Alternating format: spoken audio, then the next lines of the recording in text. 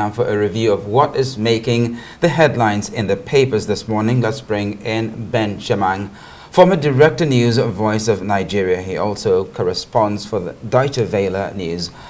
Good morning, Ben. Welcome to the newspaper review. Thank you very much. Good morning, the team. Good morning. Good morning, Mr. Shaman. All right, we go straight to this day and the headline there. Opposition coalition formally adopts ADC, unveils party interim Exco today.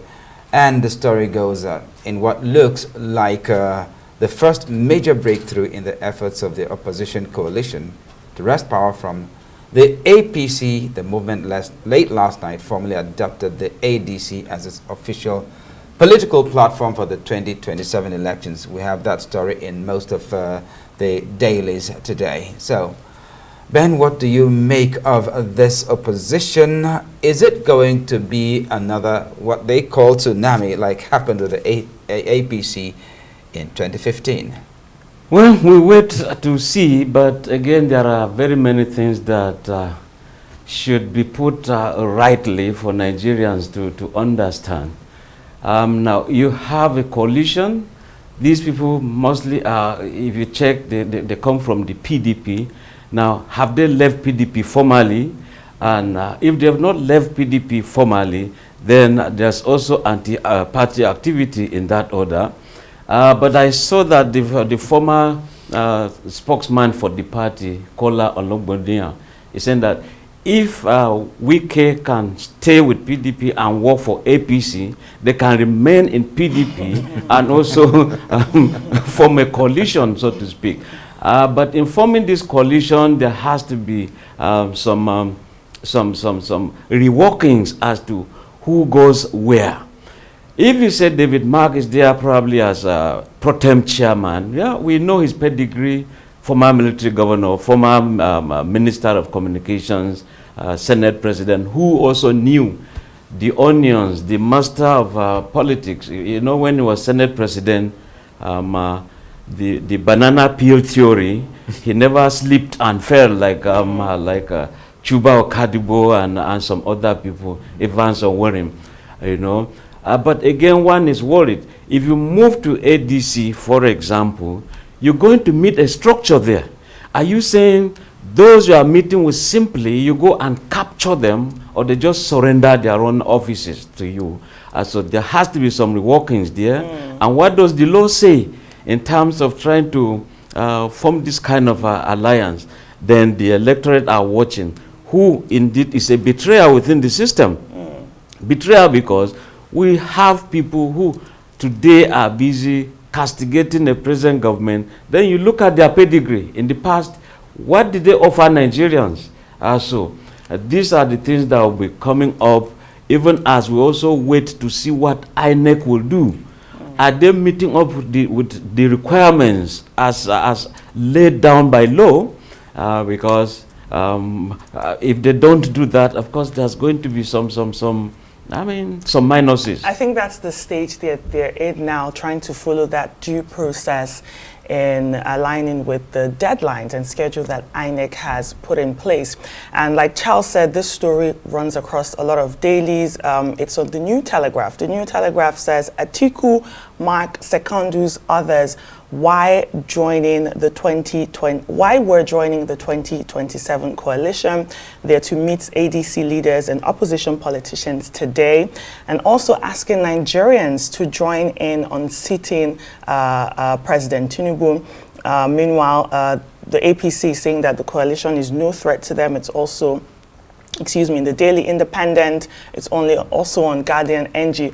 But I think from your sense, you're saying that right now, from the information that we have, they are not even close to unseating the APC. But I wanted to make reference to a story on the New Telegraph. This is from INEC. INEC says, we will decide on election review results next week. Now, INEC is coming up to say, look, we're trying once again to basically calm that storm around its powers to review election results under Section 65 of the Electoral Act. What are your thoughts on this? Mind you, we're also having by-elections in some states, Anambra in November, Osun, and some other states. What are your thoughts? Yeah, you see, INEC has always been receiving bashing, either before, during, and after elections, and today is still receiving more of the bashings, and they have too many court cases waiting to be for adjudications here and there. So if the chairman is now saying, look, we have to, when I say we, I mean them, not me involved. It's not us in the studio. You know, they have to look at, probably tinker with how results have been released. Some people would simply want, as soon as you vote, that your vote should go to a collection center. Not that you finish, you begin to carry some things physically, hard copies, and in the point along the line, one is waylaid with the result, you're forced to change it and all that stuff. So if they feel that science and tech, ICT can come in and help a situation, that would be the greatest thing some Nigerians will be looking out for. After all, some people have been saying that it's possible that all elections in Nigeria could be conducted one single day, one-stop shop. Give the man all his ballot papers and he vote for what position, president, National Assembly, State Assembly, or the gubernatorial, you know.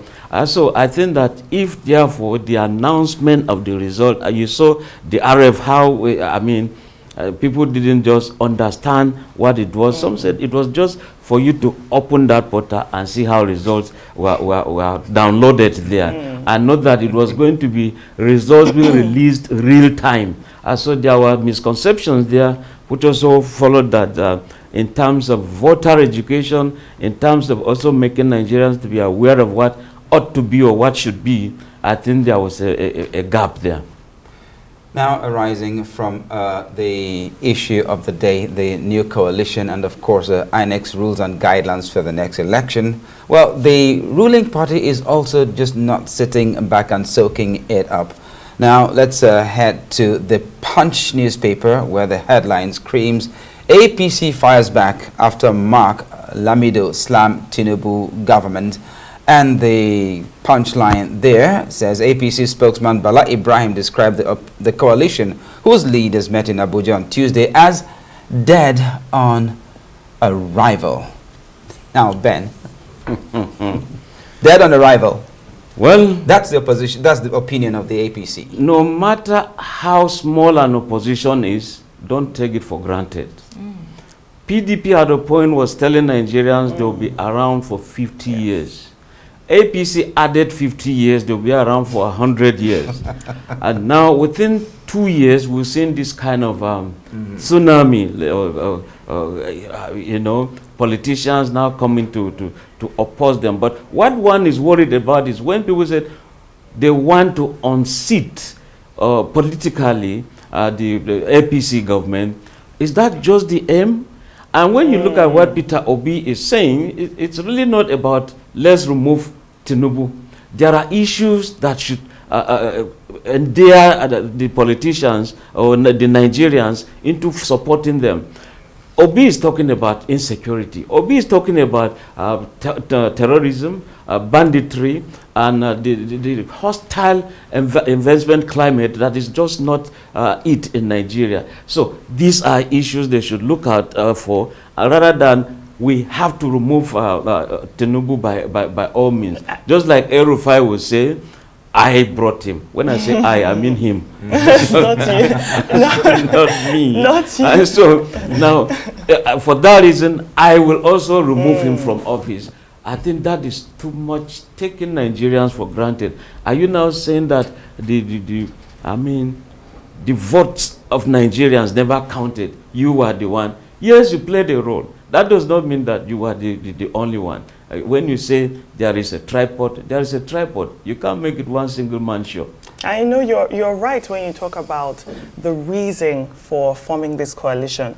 Are they just trying to unseat the APC administration, or Is there soul? Is there character in these parties? Are they planning to reduce poverty, make education affordable, accessible, healthcare, just basic amenities? But let's move to the Guardian newspaper. 2 stories at the top. 1, worsening abductions, talking about insecurity, killings, Boko Haram's renewed attacks, others alarming.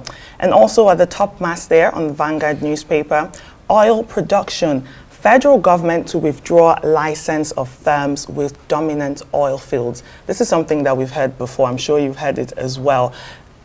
Every year, I think when we even have this Nigeria Oil and Gas Energy Week, when you have ministerial speeches, they come and tell oil companies, look, enough is enough. If you don't have the resources, if you don't have the technical muscle, if you don't have financial backbone to work on your fields and give us what we need, we are going to stop that license hoarding. But it seems like it doesn't really happen. They just say it and we don't see any enforcement. Yeah, because those with this allocation are people you can't push away.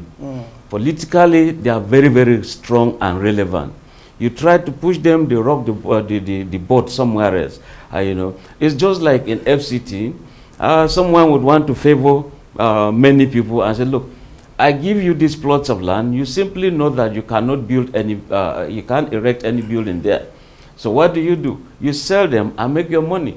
So if you have some oil wells, you have some allocations, and you cannot do some extractions there, then you begin to either negotiate, you sublet if the law allows you. If it does not allow you, you begin to do some illegal things here and there just to ensure that you remain afloat. So if the law says you should not do it or you shall not do it because that is law, then you shouldn't do it. But when government realizes all of these things, where are the punitive measures? Who has been sanctioned to serve as deterrent? So you don't get to see many of these things. And talking about the insecurity thing in Nigeria, I think that I've seen what Governor of Enugu has done in terms of some security apparatus he has applied in that state. You could stay in a place and actually see what is happening in many parts of the state, not just the capital, Enugu. And you see them real time. You could see checkpoints, you could see vehicles, and people who I mean, if vehicles are stolen and they are put in a system, they are simply put on alert. And the moment they are spotted, then there's a trigger. So when you also have networks that will even identify who are gun carriers, carrying them physically, that is good omen. Now, there is this thing that you call human intelligence, HUMIT, in the security circle. No matter how you have the science and tech, there has to be a human being to control it. If you don't do it that way, some can sabotage it. What if I switch off the system and some people now go do criminality and thereafter I switch it off? And so the whole of this will also have to be, you join science, you join the human, take care of his welfare, and you find a nice society. Outside that, I think we'll still be marking time. You know, when you talked about switching off something, that just reminded me of something that allegedly happened in 2023, but who wants to take the next paper? Well, it's actually the next issue because I'm just taking it from the headline in the Vanguard, which talked about the federal government withdrawing the licenses of some oil marketers. Well, another headline that caught my attention and very interesting too, but still in the Punch.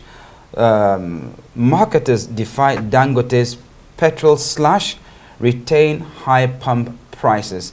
I remember I bought petrol 2 days ago at about 940 naira per liter. I understand Dangote slashed it to 840 naira per liter, and that's as low as it can go. But then some oil marketers, probably the majors, are still selling at over 900 naira per liter. So it does appear as if there is some form of a pushback from some of these marketers, and that appears to be to the detriment of Nigerians, Ben.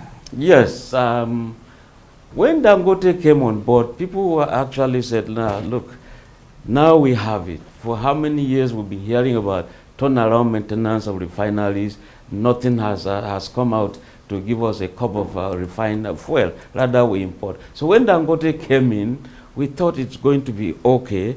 And as far as he's concerned, in terms of welfare for Nigerians, we have the crude oil. If we have the crude oil, why shouldn't we enjoy? And that's why at the point you see him going down, it's surprised that, or it's rather surprising that a man who is out to make business, to make money, is the one reducing pump prices of petrol when it should be the other way around. Government should rather be setting that kind of a pace, and you realize that the private sector will be so stiff in opposing it. But Dangote is rather giving Nigerians welfare. You now see that some people are saying they have to make money. But if you make that money in terms of capitalism, can we have good capitalism? I mean, capitalism does not mean we shouldn't have some safety nets in terms of welfare. Welfareism is the benchmark of governance.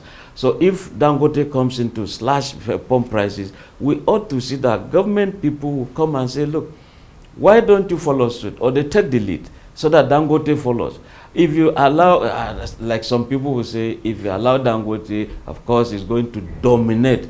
If his dominance is there for making Nigerians to smile, why not? So I think we'll vote for Dangote. Well, those are some very interesting points there. Can we just take a look now maybe at the international headlines? As you talk about a turnaround from refineries, we're also looking at the Times where there's a U-turn. The Times, if you can pull that up, please, on our screen, where it talks about the humiliation for Starmer after U-turn on benefits. Let's just look at a few more headlines before we touch on that. Drugs giant AstraZeneca mulls over UK exit. I would like to link that story with something that I've seen in the Daily Graphic, where it says, no panic over recent COVID-19 cases. We thought that this would be over, Ben, that we'd be talking about COVID as a past occurrence, but now it seems that there are a few cases popping up. Any comments on this? Yeah, you see, even in Nigeria here, to be preemptive and probably been fair to Buhari, his days when there was this COVID-19, there was money he set aside and said, scientists, take this money, go ye and make research, bring out scientific discoveries. We've not had anything about that money. We've not heard about any discovery in that order. In other words, it's preemptive in nature. If you do these researches, you can also protect Nigeria. So if Ghana is flying this kite and hoping that it shouldn't recur, I think it's a good thing. But again, if once in a while there are pop-up cases, the Center for Disease Control for every country should look at it. It should be a kind of a whistle blowing. This is what we have in Ghana, and if you have it in Ghana, then you will move to Benin, move to Togo. Yes. Here we are in Nigeria, we move to Cameroon. Like the religious will say, over my dead body. Very well said. You know, I think But COVID, scientifically, we should take it seriously. yeah, and absolutely. yeah. COVID, I think it's gone past the times where it really held the world at ransom, where, you know, the cases were quite deadly. Now with, you know, a change in technology and in vaccines, we're seeing different enhancements in that area. So hopefully this reassurance from the Ghanaian government is something to take to the bank. This Charles, will you seem definitely to be have something COVID to say. 2025. Oh, No, no. please, we don't need that. We don't need not that. need Shut 2019. Oh, we So make this it new strain COVID might just be zero. called COVID 2025. We don't need that. Let's take a look at Daily Mail. I think they have an interesting headline there on the front page. Smashing the gang's latest. It says, after a year after Keir Starmer became Prime Minister and scrapped Rwanda, you have 879 migrants cross the channel just on Monday, with the 6-month total this year at a record high. At the bottom there, you can see it says 20,000 this year and counting. And we know that when Labour came to power a year ago, they basically tore up the previous Conservative government's Rwanda deportation plan. They said, look, we're going to promise to smash the gangs that Daily Mail is using now with more intelligence-led law enforcement approach. And you know, the UK, I think immigration routinely tops the list of voter concerns. So this would definitely sting for Keir Starmer and his party. Absolutely, because and if care is not taken, that can cause or force the government to go into early elections if Definitely. they don't handle them effectively. And here you are, a government that is also talking of welfareism. Right. It's been reduced. Where you ought to have some succor, government will now say, no, we're going to make it harder for you. So you could see that there was some kind of protest votes Definitely. in that order. And also, if you're cutting down, I just wanted to mention what's on the front page. It says, look, no one knows who they are, where they're from, but all will have to be fed, housed, and given free health care. So if you're reducing welfare spending and then you're putting more money to migrants that are crossing the channel, what are your people going to do? Honestly, and one is also worried. Even these, they call them undocumented migrants. Yes. You see that the way they live and even the way they pay some of. They pay for some of these activities behind the scene. So corruption is endemic. It's all over. Just that our own, we tend to blow it and they know it. But theirs, they still find ways of. Some people make their money, they smile to their banks because of these migrant or immigrant issues. Well, just before we go, we run out of time, but then I just want to bring our attention to a headline in the Daily Star, and it's a picture of Donald Trump with a long nose, and it's tagged "The Great Pinocchio." You know the story of Pinocchio. Anytime he lied, his nose grew longer. Right. We don't have any time to talk about that. But we'd like to thank you so much, Ben Shimang, former Director News, Voice of Nigeria. Thank you so much for joining us on Daybreak. Thank you for having me. You're welcome. And that's all the time we have here. Thanks for watching. I am Nkechi Nana. And I'm Charles Eruka. It's goodbye from me. And of course, I'm Yolanda Robert. Please do keep it here on Arise News. The morning show is next. Bye-bye.